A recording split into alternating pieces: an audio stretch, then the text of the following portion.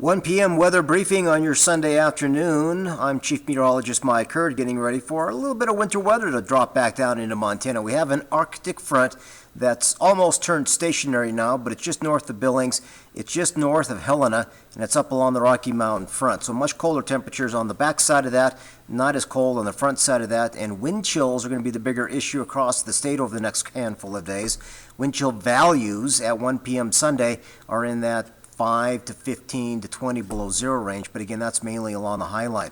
Wind gusts are coming up out of the south and west, and that's actually holding our temperatures up right now. But again, with surface winds, snow, and an Arctic front, there's going to be a lot of tricky travel setting up over the next handful of days. So here's a couple of interesting things. We got some moisture coming in a northwest flow through the Pacific Northwest. And again, that's going to try and work its way through Idaho back up into west-southwest Montana over the next couple of days. So there are some winter weather highlights to go over.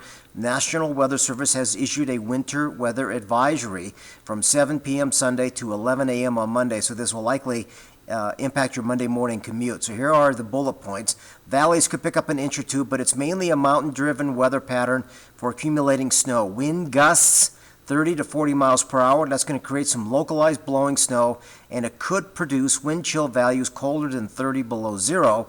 And again, frostbite is possible within a half an hour. Now, the worst of it could be down here on Monida Pass on the Idaho side. Island Park could pick up 10 to 20 additional inches of snow over the next 24 to 48 hours. And then back up here in the Idaho Panhandle, look out past towards Missoula under a winter storm warning tonight into tomorrow. And again, that's not a good place to be traveling with the combination of heavy snow and gusty winds and Arctic air trying to work its way into that part of Montana. Now, let's take a look at a little different situation for our high-resolution forecast model. It shows very little snow this evening in the Bozeman area. I think Butte, possibly down along the state line, Lima, Monida Pass, West Yellowstone.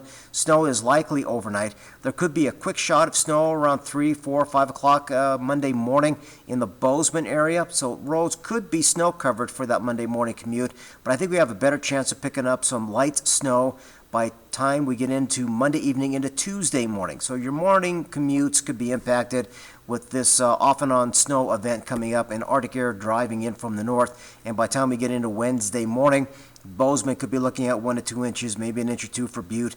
Dillon, not likely to see a lot of snow, but there could be some.